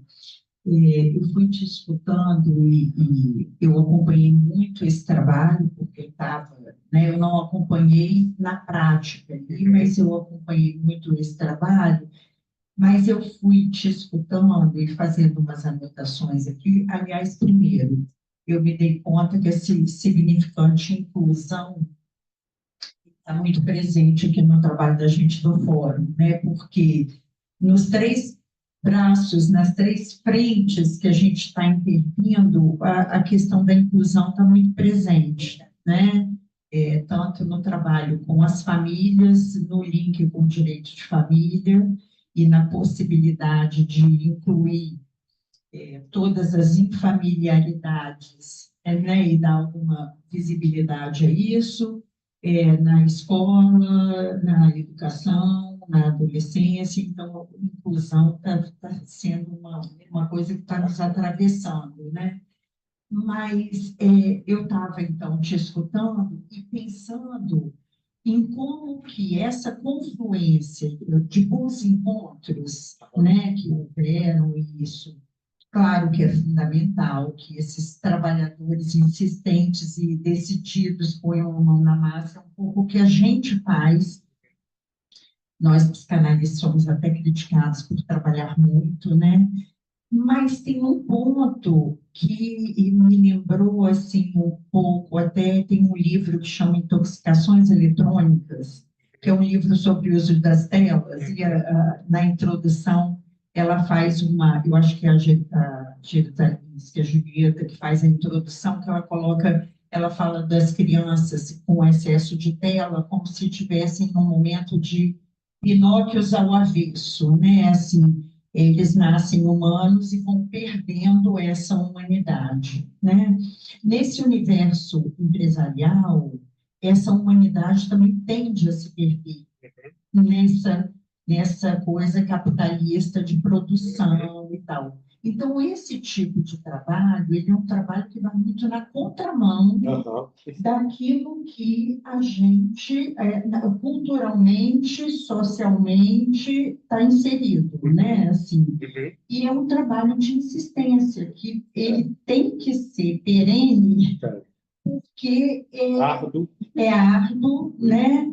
Porque a gente tem hoje uma proliferação de técnicas e práticas de bons resultados rápidos que não incluem o sujeito e que não escutam o sujeito. E a condição de produção, de produtividade e de produção de sujeitos é essa escuta do sujeito e essa colocação do sujeito em cena.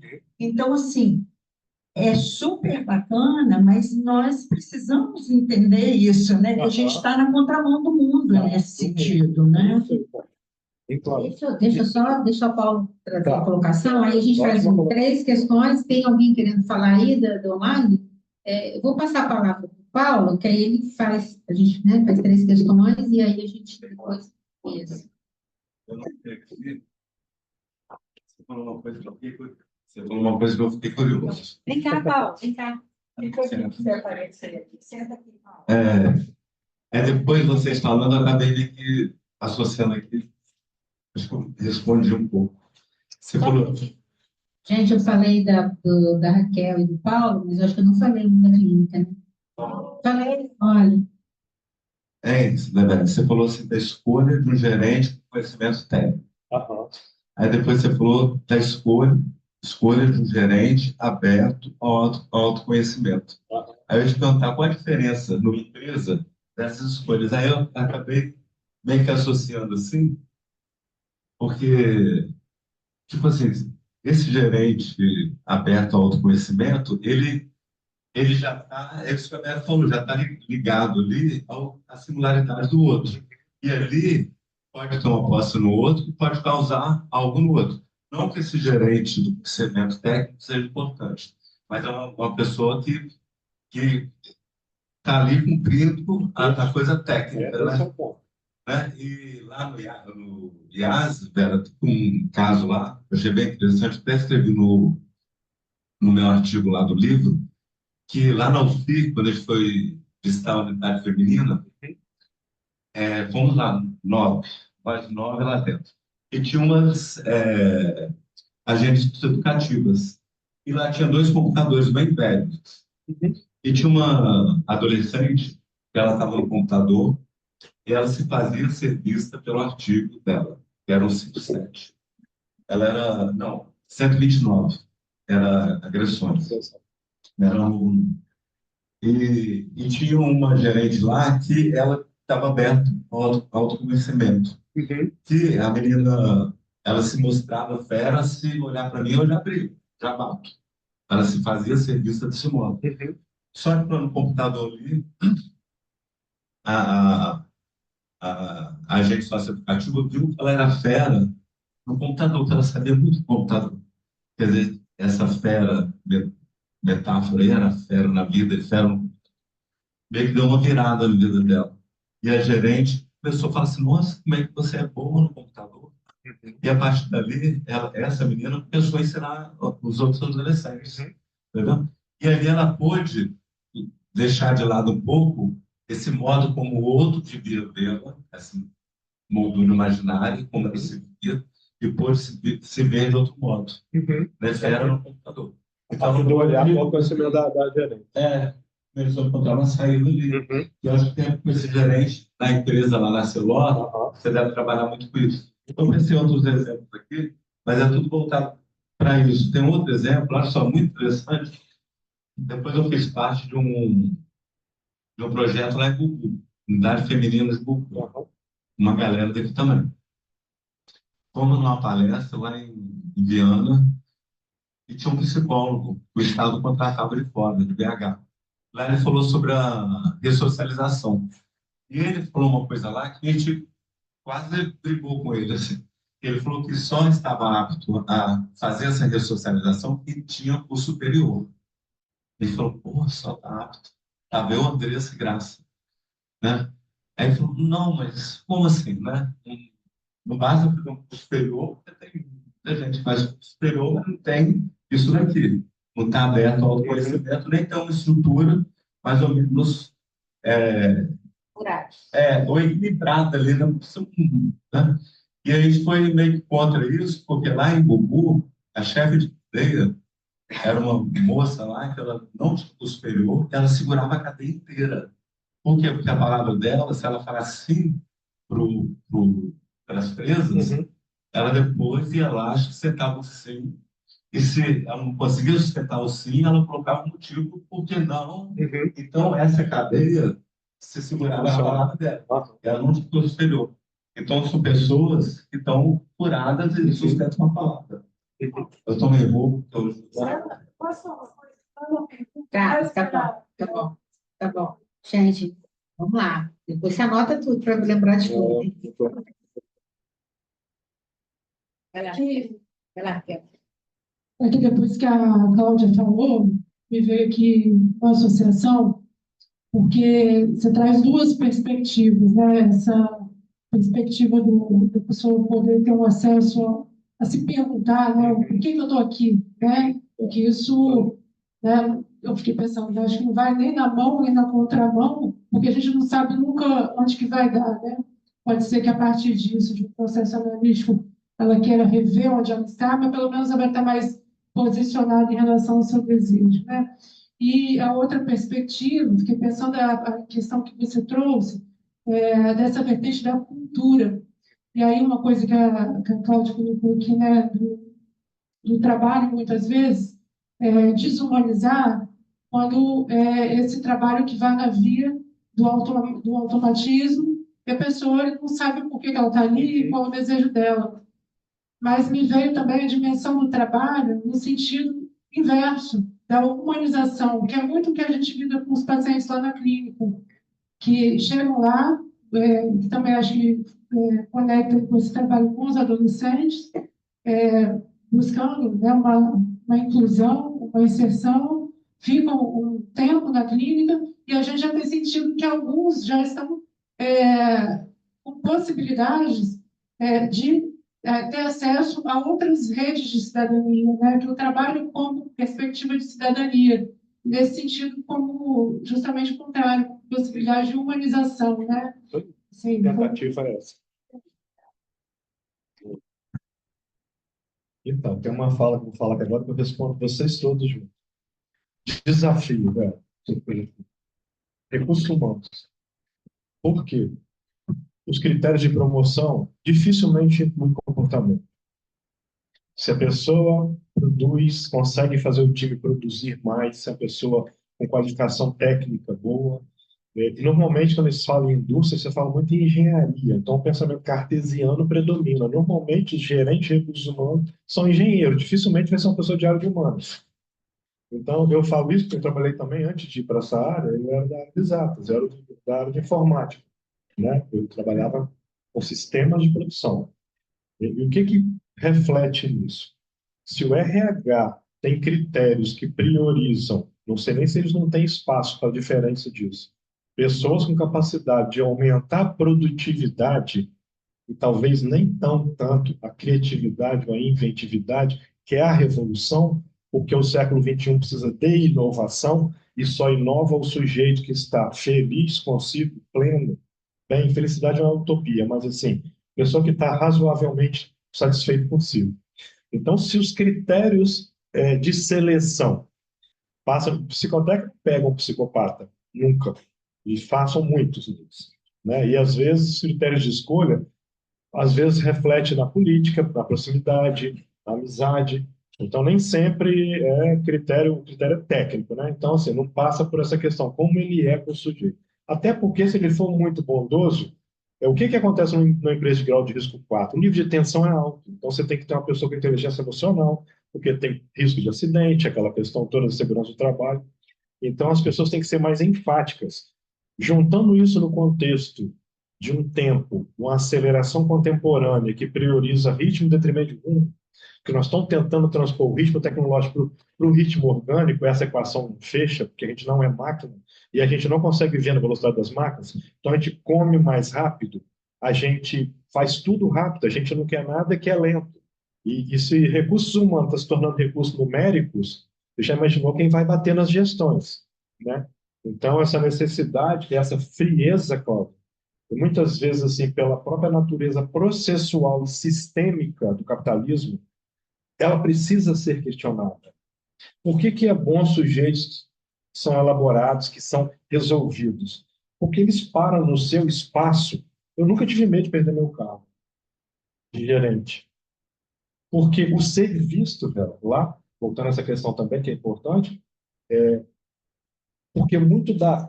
Nós estamos num mercado que infantiliza adulto, sexualiza criança. E aquele monte de adolescente que não se desenvolveu, que está lá dentro, aquela infância, também quer ser vista pelo pai que não tem mais. Aí o gestor, a necessidade tão grande de vir mostrar coisa para você como gerente, as pessoas que trabalham com você vê que eles querem uma aprovação daquilo, aquele desejo de ser importante, aquela. E olha que interessante, eu fui gerente também, na mesma época, da área de comunicação externa e interna. Interna tinha um jornalzinho, externa tinha um jornalzão, né? As pessoas podiam sair naquilo. E aquilo você sair num jornal, para muita gente, é um sinônimo de ser bem-sucedido, de sucesso. Então as pessoas querem ser vistas também assim, dependendo do grau do narcisismo individual, acho que parou.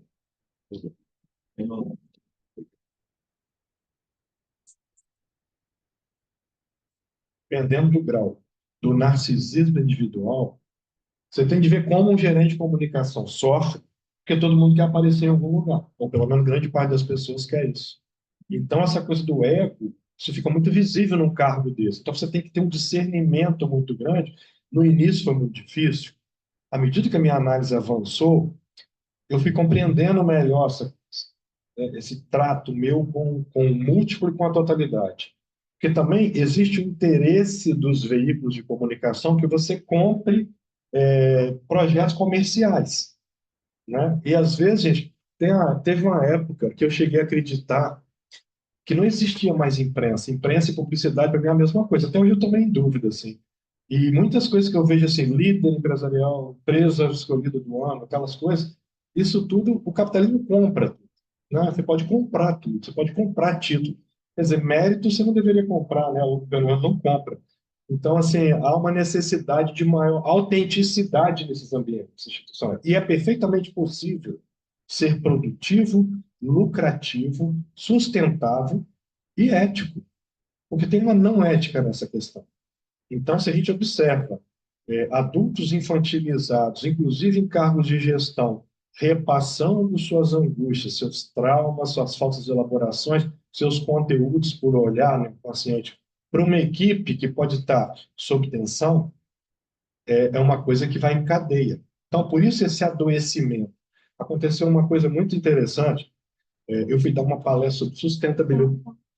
Outra parte, assim. Eu tenho notícias, assim, né, da clínica, enfim, amigos que esse acelerar está muito mais forte atualmente. É isso? Uhum. É isso. Por quê, velho? Olha que loucura. Você pega a economia agrícola, né? Cultura de algodão lá antes da Revolução Industrial. Você vê o ciclo de mudança, é um século, é quase um século. E a coisa foi, depois você vem a economia industrial, a Revolução Industrial, começou máquina a vapor e sistema mecânico da Revolução Industrial. Depois veio a globalização, economia de serviço. Depois a economia digital. Agora nós estamos fundindo biotecnologia com inteligência artificial. Onde vai dar esse troço na velocidade que vão imprimir ao ritmo humano? Daqui a pouco nós estamos aí com um chip, sei lá, alguma coisa assim, híbrido. Então, assim, a gente não sabe onde vai dar isso, né? Então, a gente precisa entender que você entrar nisso sem tirar a cabeça do turbilhão e olhar, e principalmente ser capaz de elaborar onde você começa, onde você termina nessa confusão, você pira o cabeção ali. E aí a gente brincava, quando a gente fazia o programa de desenvolvimento gerencial, os caras ficavam tudo debaixo da mesa tirando os remédios que tomavam, antihipertensivo, normalmente, sedativo, antidepressivo, era a nossa hóstia, né?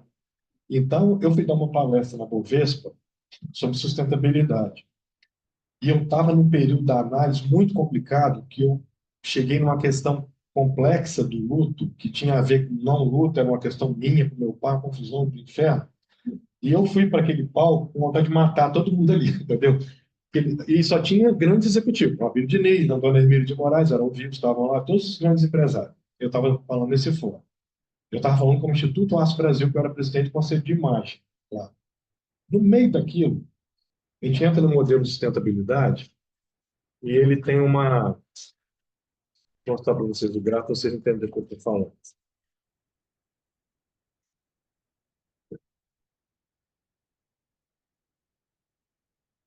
Vê se vocês conseguem.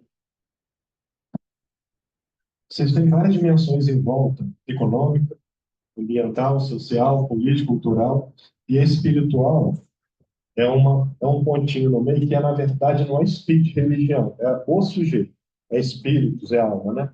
Ou seja, o sujeito em si. É inconsciente. A única dimensão individual é essa. Quando eu entrei nesse negócio, um empresário falou, explora melhor isso, tá, nós estamos vendo um monte de tendência do capitalismo consciente, não sei mais o que, tem a ver com isso? Eu falei, não, que é o sujeito em si. Vou dar um exemplo para vocês. Vocês estão olhando para mim aqui, não tá? Tá. Não pareço operante, infalível, bem-sucedido, tal. Sabe o que eu estou atravessando? Eu estou atravessando um processo depressivo. Que eu perdi um pai, uma mãe e tal, estou com um processo não elaborado, ainda estou tentando entender isso tudo. E eu estou passando por uma depressão e é um vazio muito grande no peito, a gente perde o sentido, na verdade não é tristeza nem alegria, é uma falta de sentir, você não sente nada. Então, assim, é um buraco. E falei daquilo ali. Quando eu acabei de falar, teve um coffee que acabou, ninguém bateu muita palma nesse final, acho que eles não gostaram dessa abordagem, até porque o capitalismo ele é machista, você tem que ser super forte e tal. Teve um coffee break. Eu não consegui comer nenhuma coxinha. Porque era uma fila de gente querendo perguntar para mim assim, o empregado está com uma desconexão, pelo nível de detalhe do empregado, ele conhecia mais o problema que o empregado. Entendeu? Então eu percebi assim, gente, se a Bovespa está assim, você imagina jamais, ou seja, dali para baixo, como que estão as empresas? E é incrível, e todo briefing que eu recebo atualmente é a corrida está insuportável, o ritmo está insuportável. E as pessoas não param. Por quê? Porque o gozo do capitalismo é o lucro e a pulsão do capitalismo é a acumulação descabida.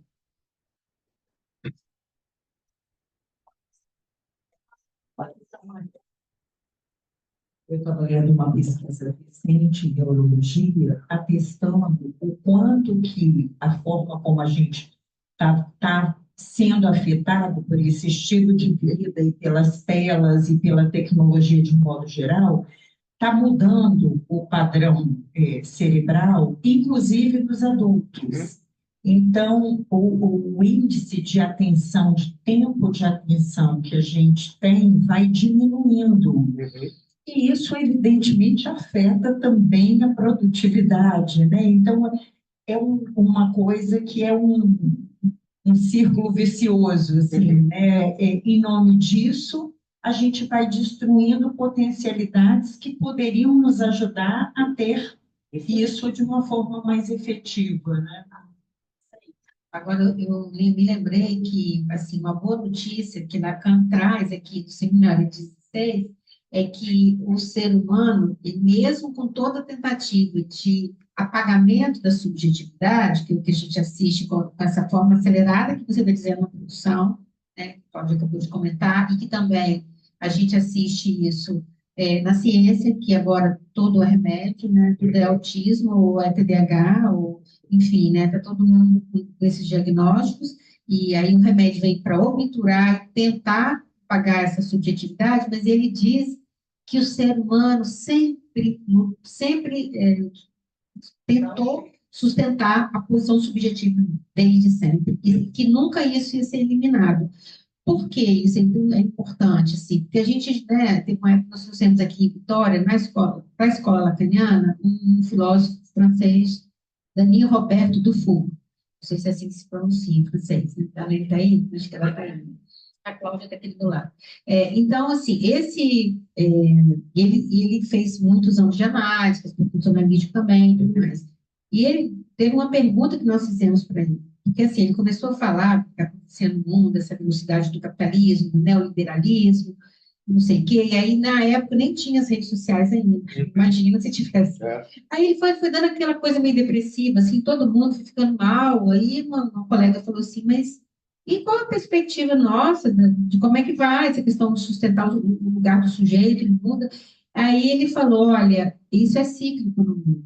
Aí se conjugou com aquilo que eu tinha lido do Lacan. Ou seja, tem momentos em que você tem um movimento forte social do campo do outro, que a gente chama da referência, cultura, que tem a ver com questão econômica, política, social, e que vai na direção de um apagamento da subjetividade, como, por exemplo, vamos pegar o exemplo da Idade Média, né, que é mais claro isso, sim, né, que né, houve aquela tentativa de apagar, mas existiam as bruxas, né, as bruxas que eram mortas, e assim mesmo existiam, no texto do Foucault, que ele fala isso, existiam polos de pessoas que pensavam, refletiam, que não se submetiam a essa ordem na época religiosa, que é o campo de referência na época era a religião. Existiam polos no mundo, então não era uma coisa totalmente dentro das trevas, tinha pontos de luz, né? E aí eu me lembrei do que o Lacan, né, fala no seminário, que assim, mesmo agora, por exemplo, a gente está com essa questão das redes sociais muito forte, né? Mas no mundo já está acontecendo um movimento de botar limite. Então, vários países já estão introduzindo limites de controle nas redes sociais. O Brasil mesmo, no Rio de Janeiro, foi aprovado a lei para que não, as crianças e adolescentes não levem celular para as escolas. São Paulo, e agora em São Paulo está acontecendo isso, parece que aqui no Espírito Santo existe uma proposta de que isso seja nacional, uma questão, né, do Brasil. A Austrália já entrou com essa medida. Então, assim, já há, né, assim, um acordar para esse devoramento, digamos assim, do capitalismo, né, dos algoritmos, né, na tentativa de apagar o sujeito, né, porque a criança fica ali, o adolescente, a gente mesmo, né, a gente ficaria, a gente tem uma suspensão, né, da nossa, né, de se preparar com a dor de existir, digamos assim, né. Então, assim, eu acho que é uma questão, assim, que, pelo menos para mim, assim, eu fiquei mais em paz, já que eu estou em paz. Porque, assim, acho que a gente vai criar recursos e resistências, assim como a psicanálise. Agora tem o movimento Brasil para tentar aniquilar a psicanálise, criando cursos de bacharelado que são completamente sem... não é psicanálise, é uma fraude, né, como um colega falou.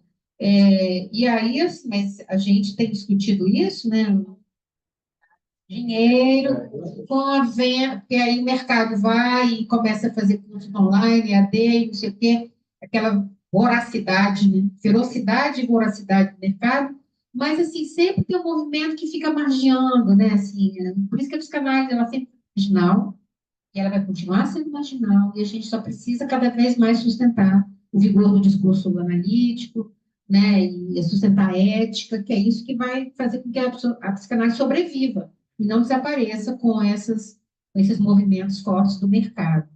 Enfim, era isso. Eu estou analisando, não estudei, não. Alguém aí quer falar, gente? Não, eu só queria agradecer as palavras do Kadenberg.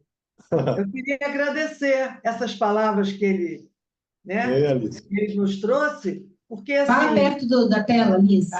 Fala perto da tela. Deixa muito claro. Deixa eu aumentar. Está baixa a minha fala? Tá. Então deixa eu aumentar aqui o microfone. Peraí, só. Não. Tá. Uai. Veja agora se melhorou. Tá legal, estou te ouvindo. Não, eu só queria agradecer as suas palavras, porque deixa bem claro a importância do envolvimento do social quando a empresa abraça esse social e esse projeto, porque faz uma diferença, como você falou, até no que aquele empregado pode realizar, pode fazer. Então, é de uma importância tão grande e as suas palavras deixaram muito claro, né, que isso aí é fundamental. Ou a empresa abraça o social, quer via um projeto, enfim, e ela vai recolher muitos frutos disso também, né? Não só o bem-estar dos empregados, mas também ela vai recolher frutos desse bem-estar. Achei muito Isso. legal, muito Ela vai ganhar claro. mais dinheiro. As empresas só precisam entender um pouco isso, elas vão ganhar mais dinheiro com isso. Na medida que você Isso. trabalha terceirizada, você potencializa, né? Esses funcionários serão vistos na possibilidade de uma singularidade, mesmo dentro de toda a lógica que a gente sabe que é difícil, né, do capitalismo, dessa objetificação. Mas, assim, se você tem esse espaço, essa ânsia, esse intervalo, você vai ter uma produção muito maior, né, desempenho, digamos assim, usando as palavras de empresa, desempenho muito maior. O investimento nesse social tem um retorno enorme. Tem, inclusive, reputação. Nós estamos na economia da reputação. Então, às vezes, por exemplo, se vocês viram o boicote de algumas marcas de chocolate na Páscoa passada, que foi flagrado, porque hoje tudo se fotografa, né? A mão de obra infantil do cacau na África. Então, a Europa não comprou chocolate de determinadas marcas. Então, assim, tem a reputação, que é uma coisa, tem o socialmente responsável, tem o ambientalmente responsável, e está tudo muito mostrado nessa vitrine aí, né? Tem um lado negativo, né? Porque essa vitrine está exigindo uma ditadura de beleza em que as pessoas estão se esticando daqui a pouco vão estourar, né? Fora os filtros, né? Eu, às vezes, as pessoas me contactam pela internet para pedir uma... Quando eu vou para o café, eu não consigo achar a pessoa, porque o filtro está realmente distorcendo totalmente as pessoas. E isso é um perigo. O Caio Vandenberg, um filósofo que morreu recentemente, ele tem uma tese sobre o corpo digital. O corpo digital... Foi seu professor? Ele é muito meu amigo. Foi, né? Ele fala do corpo digital. O corpo digital existe enquanto você está ali. Quando você desliga o computador, o corpo digital vai embora e você vai com o corpo real para você. Mas posso te falar uma coisa? Eu curso recentemente que o tema era os impactos da inteligência artificial no direito de família. Uhum. E você desliga, mas você já tem recursos para continuar existindo virtualmente, tá? É assustador. Eu saí de lá querendo ir para Marte. Isso aí. Gente, tem mais alguma questão? Tá bom também, né? Tá um debate bom, muito rico. Isso aí. O assunto é vasto aqui. Então, Nossa, eu isso falei aí. muito tempo sobre o que está acontecendo. Mas é bom que fica com gostinho de quero mais, de voltar, não é isso? Porque é Aí isso. deixa bem claro o que falou. A gente entrar aqui na escola Cana é no perigo, porque você pode ser contaminado, já foi, né? Aliás, a gente já foi contaminado pela peste, mas pode ser reinfectado, viu? Ele pode ser reinfectado com a peste da psicanálise, porque Freud dizia que a psicanálise é uma peste. Se você é contaminado, você vai carregar aquele vírus a vida inteira. Ei, Ana. Eu conheci a Ana no projeto Rondon, no sul do Espírito Santo. É uma pessoa muito especial que ama ser humano e é uma pessoa assim, muito orgânica no tempo que ela vive e uma pessoa que faz muito bem o convívio. Eu acho que essa questão, Ana, que a gente tem, amizade, essas coisas, esses valores essenciais da condição humana, diante dessa certeza de finitude e da senectude, que é a velhice no final, infelizmente as pessoas estão correndo tanto no processo que elas não observam, elas só vão se dar conta disso no fim. Então elas passaram a vida inteira procurando a vida eterna, se esticando e tal, e no final estão vazias. E essas questões que movem a gente, que unem a gente, essa coisa forte de eu estar vendo você e lembrando lá de Muquirfe, do sul do Espírito Santo. Isso é condição humana, emoção, sentimento. Isso é muito bacana. Esse resgate disso no tempo de amizades que se deletam, que se dão um follow, sei lá, mas que se faz e desliga, né? E eu tô vendo o Roger ali, o Mazo aqui também, que é um cara famoso, né? O Roger, ele é músico atualmente, mas ele já passou por grandes veículos como Folha, Isto É, Dinheiro, então um amigo que eu conheci na comunicação. Coincidentemente, uma das partes da dimensão cultural da sustentabilidade de seis dimensões que a gente materializou na empresa Foi depois do processo do autoconhecimento a gente passar pelo processo do talento fora do ambiente de trabalho. Ou seja, você fora da empresa gosta de quê? Qual o seu desejo? Eu gosto de tocar piano, eu gosto de tocar guitarra, eu gosto de cantar.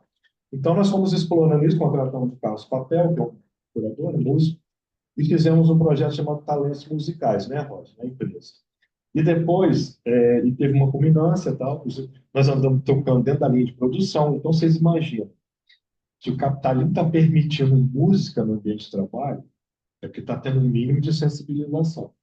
Então, como nós estamos falando de autoconhecimento, nós estamos falando também de maximização da riqueza existencial através da subjetividade, né? E a cultura e a arte estão nisso.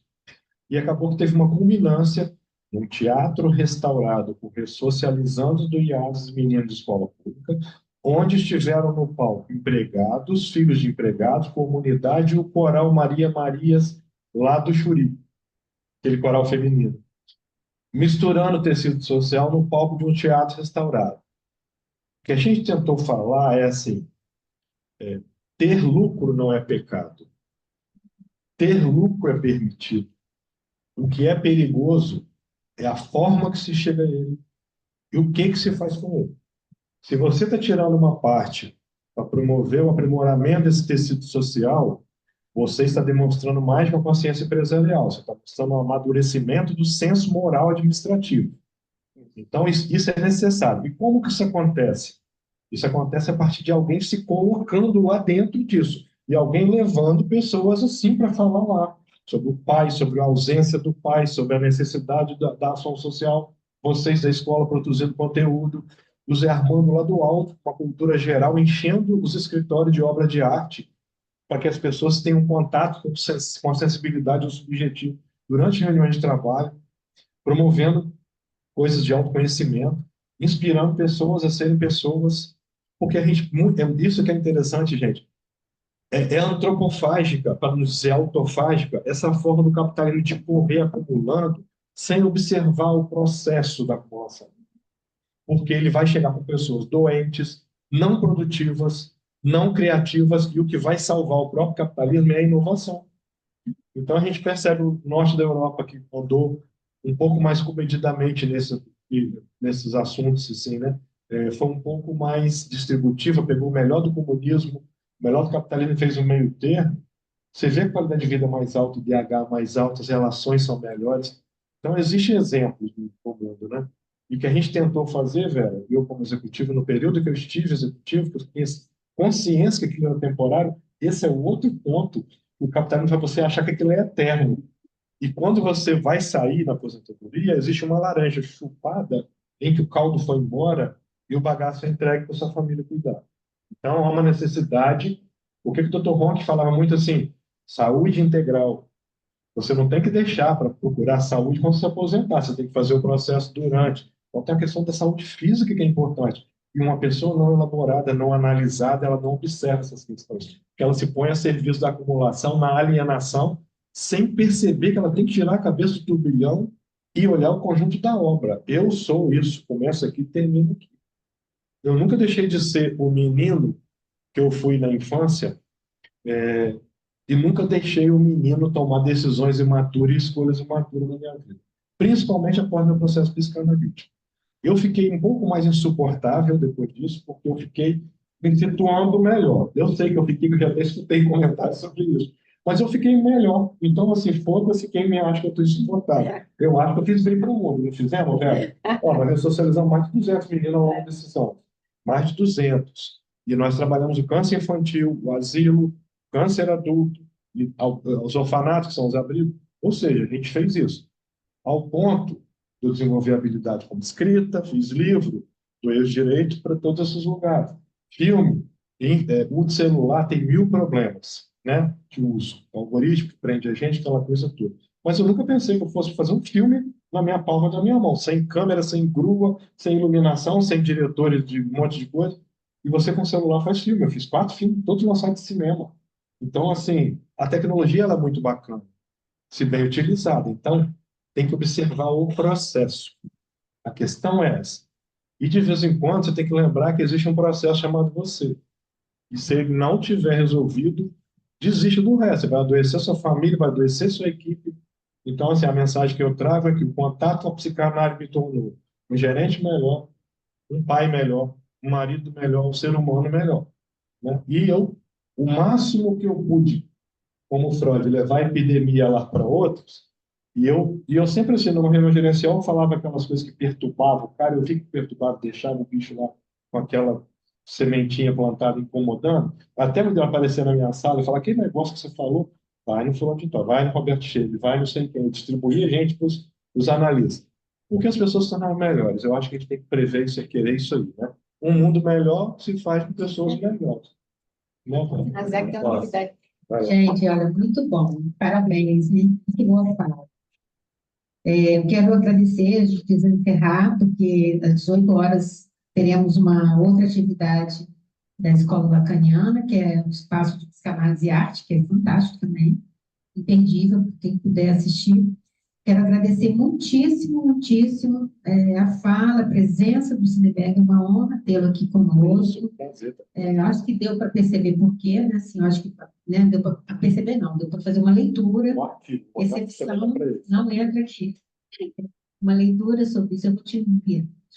Quero agradecer muitíssimo pela parceria lá atrás, né, com a escola, no projeto que nós realizamos, né, que foi esse projeto que o Cineberg colocou, mas especialmente agora, trazendo os efeitos desse trabalho, o seu depoimento sobre também a sua implicação, né, nesse trabalho, né, assim, do que ele pôde dar de testemunho, né, desses efeitos. Quero agradecer muitíssimo mesmo, muito bom. Obrigado a vocês. Quero agradecer a presença de todos, né, da minha colega e amiga Cláudia Bretti. Então, a Cecília não pôde estar aqui, ela pediu para justificar que ela foi resolver problemas fora daqui, mas assim, que somos parceiras de trabalho, entre tapas e beijos, né, Cláudia? Mas isso é saudável também. Mais beijos, né? De vez em quando uns tapas, mas é saudável também, para a gente, cada uma tenta acordar a outra, quando a gente também começa a entrar nessa roda viva que você acabou de falar. Então, isso é fundamental e a gente, né, pode poder aproveitar isso bem. Quero agradecer a presença de todos aí que estão online e também dos colegas que vieram presencial, tá bom? Até o próximo fórum, no próximo ano, hein, gente? Próximo ano, tá bom? Beijo grande. Tchau.